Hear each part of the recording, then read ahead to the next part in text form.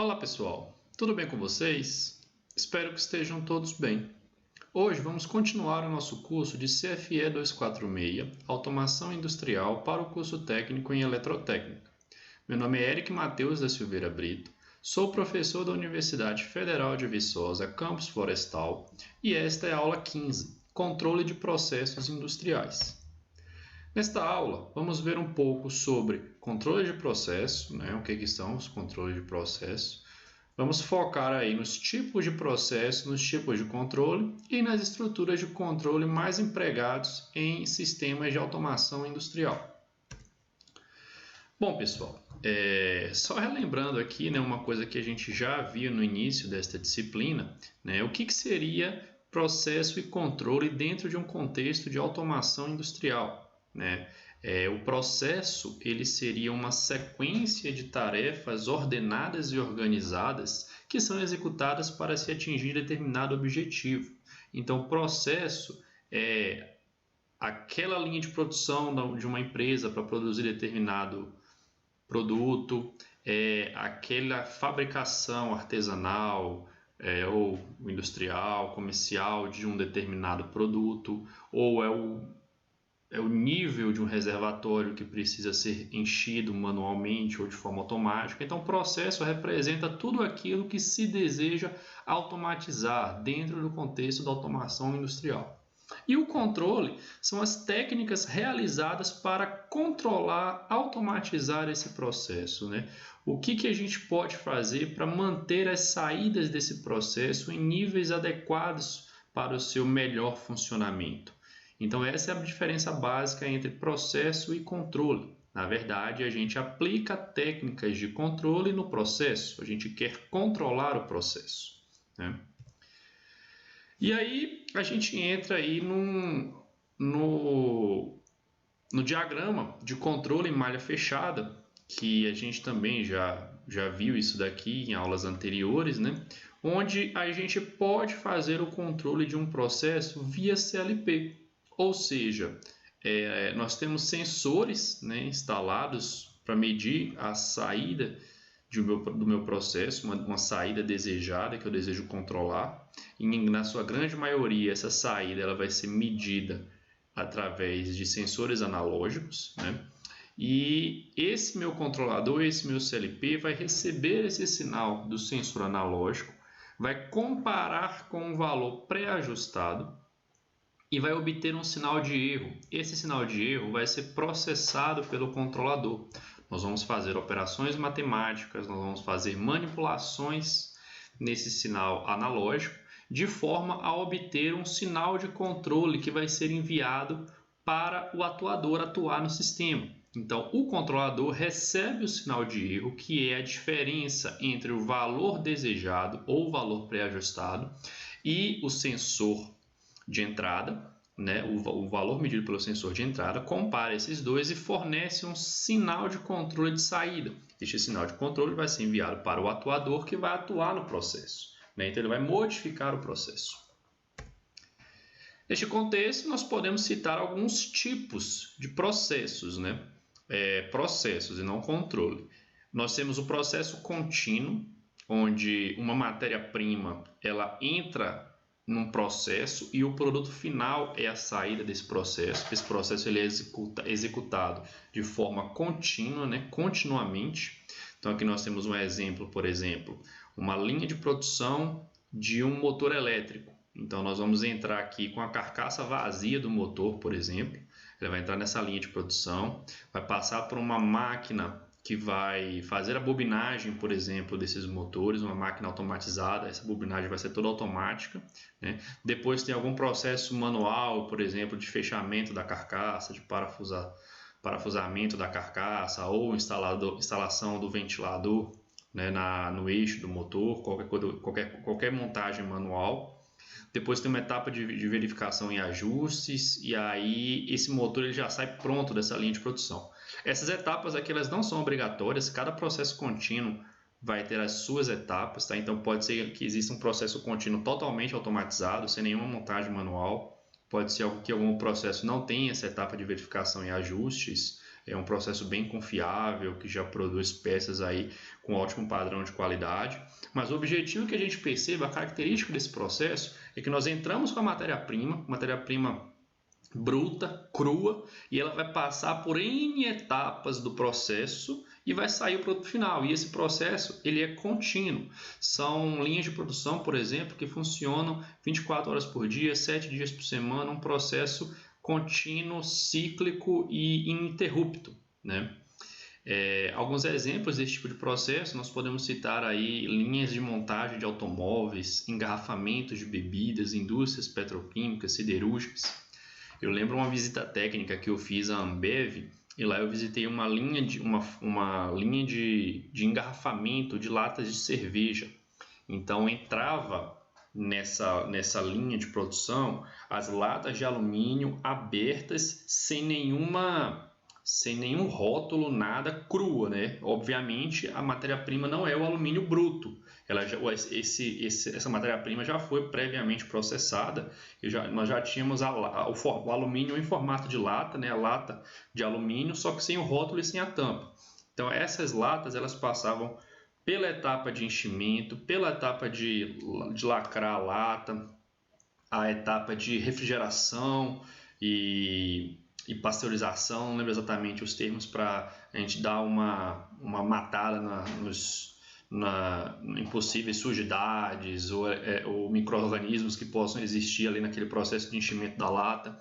Depois ela ia colocar o rótulo, depois ia juntar 12 para formar um fardinho e já saía no final o fardinho. Então entra a matéria-prima bruta, a lata de alumínio e sai o produto final, que é o fardinho de 12 já embalado, rotulado, pronto para ser comercializado, tá?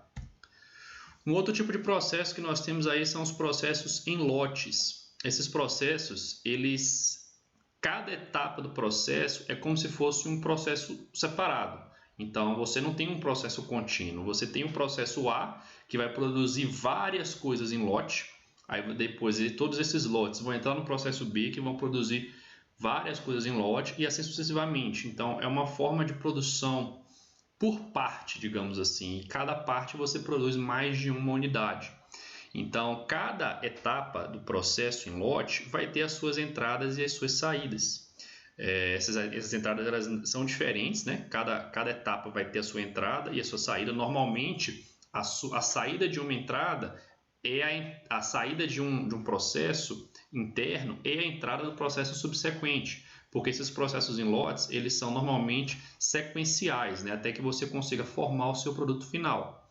Então, por exemplo, nós temos aqui um desenho, né, onde a gente tem aqui uma das etapas de um processo em lote, que você vai fazer aí a mistura de 3 líquidos, você controla a quantidade de líquido que você quer colocar em cada um, e aí você vai misturá-los, vai aquecê-los, e você vai armazenar esse líquido em um determinado recipiente. Então, neste processo aqui, nós temos 3 entradas e uma saída, que seria o líquido misturado. Esse líquido misturado pode ser a entrada de um outro processo, que nós vamos fazer, por exemplo, colocar esse líquido dentro de garrafas, né? E aí você vai ter a entrada do líquido, garrafas, e a saída vai ser essas garrafas, um amontoado de garrafas que vão ser enviadas em lote para o processo de embalagem, por exemplo. Uma grande característica desse processo é que você pode mudar a receita dele, né? Como você não está fazendo um processo contínuo que vai do início ao fim o mesmo produto, nesse lote você coloca uma receita, por exemplo, vamos pensar em cerveja novamente.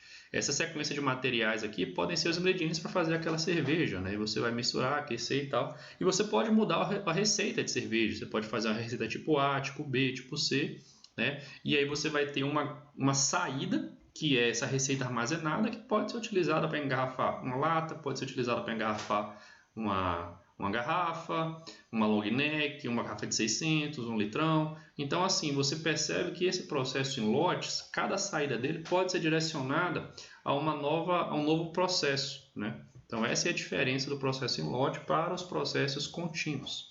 Como eu falei, os exemplos aí, né? Produção de bebidas, indústria farmacêutica, tintas, fertilizantes, tudo aquilo que você consegue produzir por parte, digamos assim.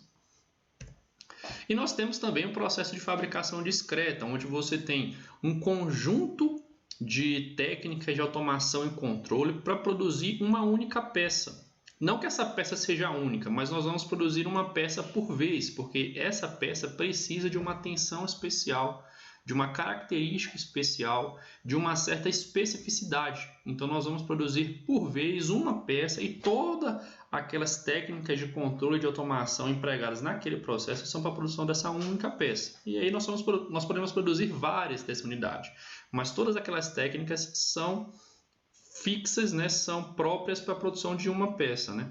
Como, por exemplo, a produção de motores para alguma aplicação específica, onde o cliente, né, ele manda a sua solicitação para o fabricante fala, olha, esse motor aqui não dá para a gente produzir na linha de produção comum que nós temos, nós vamos ter que adaptar algumas coisas, né? Vamos ter que produzir essa peça exclusiva para esse cliente. Ou então na montagem interior de carros, a gente percebe que no interior de carros, onde nós temos o estofado, painel, o sistema de direção, tudo aquilo tem tanta coisa específica ali, né, que você não consegue produzir ele em batelada, em lotes ou no processo contínuo. Você precisa produzir um de cada vez, vários processos ali para encaixar o volante, encaixar o painel, o ar-condicionado, os bancos, o estofado, né? Então, fazer o interior do carro ali, você não consegue fazer ele em um processo em lote, por exemplo. Tem que ser feito um de cada vez, certo? Seria um exemplo disso aí. E aí a gente chega, né, na conclusão de que existe uma diferença, né, uma proporcionalidade inversa entre a variedade e o volume produzido nos três tipos de processo. O que seria o volume? A quantidade do item final que é produzido. E o que seria a variedade? É a capacidade de variar, de alterar alguma coisa nessa linha de produção. Então, quando a gente tem, por exemplo, um processo contínuo, a gente tem um alto volume, né? Porque a gente está produzindo o tempo todo, mas a gente tem uma baixa variedade. Isso quer dizer, essa variedade quer dizer que eu não posso alterar muita coisa no meu processo. Meu processo é para produzir aquele item e, tipo assim, como o item entra cru e sai pronto, é difícil eu alterar essa linha de produção contínua, tá? Então, eu tenho uma baixa variedade daquela linha de produção. Quando eu tenho processos em lotes, eu tenho um volume mediano, né, e uma variedade mediana, porque cada processo individual do meu processo em lote vai produzir um produto final, né, uma saída, e essa saída ela pode ser adaptada, ela pode ser mudada em função das receitas, no caso do exemplo da cerveja que a gente deu, né? Então você consegue variar as receitas do seu processo em lote, você pode pegar a saída do processo A, adaptar a entrada do processo B para uma nova receita, né? Então você tem uma variedade maior. E quando a gente pensa na fabricação discreta, nós estamos produzindo uma peça por vez, então o volume dela é muito baixo. Porém, todas as técnicas de controle são específicas para a produção daquela peça. Então nós podemos, se a gente quiser, num carro, agora eu quero mudar o volante, eu quero mudar o rádio, eu quero mudar o painel, eu quero mudar o interior do carro inteiro, todas aquelas técnicas são para aquela produção daquela única peça, daquele único interior. Então eu consigo ter uma maior facilidade de alterar esse processo, ter uma maior variedade de técnicas que podem ser empregadas, né? Então aí a gente percebe a diferença entre variedade e volume nos processos. Falando agora em tipos de controle, né, pessoal? Nós temos os controles individuais, né, ou controle individual, onde nós temos apenas um CLP comandando apenas uma máquina ou um processo. Nesse tipo de controle, a gente não tem comunicação desse CLP com nenhum outro equipamento na linha de produção ou no processo, né? Como um exemplo aqui, um exemplo simples, imagine um processo para que seja feito o corte de peças no tamanho desejado. Então, o operador chega lá no CLP e fala, olha, eu quero que a gente produza peças de 20 centímetros, por exemplo. Vamos pensar toras de madeira, né? Então, entra aqui uma tora de madeira, nós temos um sensor de fim de curso aqui. Quando essa tora de madeira encosta aqui no final desse sensor, esse sensor manda informação para o CLP dizendo, olha, o material já está aqui na posição correta. E aí esse CLP então manda a informação para a lâmina de corte, que seria o atuador, fala assim, ó, corta. Então essa vai cortar e no que ela corta aqui, considerando esse tamanho dessa tora de madeira de entrada, eu sei que o meu pedaço final ele vai ter o tamanho que eu quero, né? E aí eu posso variar o tamanho dessa peça final fazendo, né, movimentando essa barra aqui de onde o sensor está posicionado. Eu posso jogar ela para frente ou para trás. E quem vai dar essa referência de posição é o meu CLP. Então eu entro lá no CLP e falo assim, eu quero barra de 10 centímetros. Então esse motor vai fazer esse fuso andar para frente ou para trás, de forma que eu consiga na minha saída aqui uma tora de madeira de 10 centímetros. Então perceba que esse CLP está comandando somente essa esteira, né? Essa lâmina de corte, esse processo individual. Então é um controlador comandando um único processo. Nós temos aí os tipos de controles centralizados, onde várias máquinas ou processos são comandados, são controlados por um único CLP também, e esse CLP ele é centralizado, quer dizer que ele controla vários processos e esses processos comunicam entre si. Nesse tipo de processo, nós vamos utilizar sensores mais potentes, sensores modulares, com maior número de entradas e saídas, já que eu tenho vários processos associados, diferente do controle individual, por exemplo, que eu vou trabalhar com sensores menores, normalmente compactos, né, com número de entradas e saídas reduzidas, já que eu estou controlando um processo só. Então, essa seria a diferença. O meu controle centralizado, ele vai comandar vários processos. Por exemplo, imagina aqui um processo de separação de caixas, um processo de embalagem. Então, esse meu CLP, que está, por exemplo, numa central de comando, né, ele vai controlar, ele vai receber aqui a informação do sensor de entrada, que vai ver se a caixa chegou no processo. Aí ele vai controlar aqui um atuador que vai dizer se a caixa vai para a esteira A ou para a esteira B. E aí na esteira A, nós vamos fazer empacotamento a cada 3 caixas, nós vamos fechar um pacote. Na esteira B não vão ser 3, vão ser 5 caixas. E aí a saída dessa esteira B vai para o setor A, a saída da esteira A vai para o setor B, etc, né? Então um CLP unicamente está controlando todo esse processo.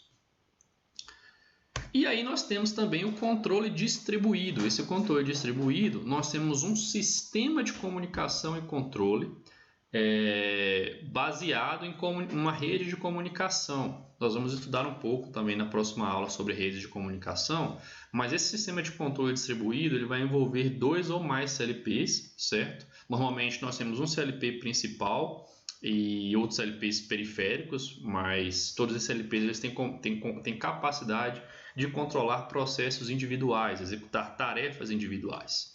Então nós temos um exemplo aqui de um processo geral, tá? E onde cada CLP está comunicando com um processo individual. Por exemplo, esse CLP comanda o acionamento desta máquina, esse CLP comanda o acionamento desta máquina, esse aqui comanda o acionamento desta máquina, mas cada CLP comunica com o outro. Então, quando essa máquina for acionada, esse CLP manda informação para esse, dizendo, olha, a minha máquina está acionada, a sua máquina tem que fazer alguma coisa com essa informação. E aí esse CLP fala assim, tenho, então já que a sua ligou, eu vou desligar a minha, por exemplo. Né? Então há uma comunicação e essa comunicação depende do protocolo de comunicação que nós vamos estudar, mas nós temos aqui vários CLPs comunicando para fazer o controle do processo. É importante que a gente note que nesse tipo de controle, se um CLP falha, vamos supor, se esse CLP queima, o meu processo é prejudicado, já que eu perco o controle desse processo, mas dependendo da situação, os outros processos podem continuar funcionando. Né? Então eu tenho esse meu sistema de controle é mais resistente a falhas, ele não vai parar completamente se o meu CLP para, se ele queima.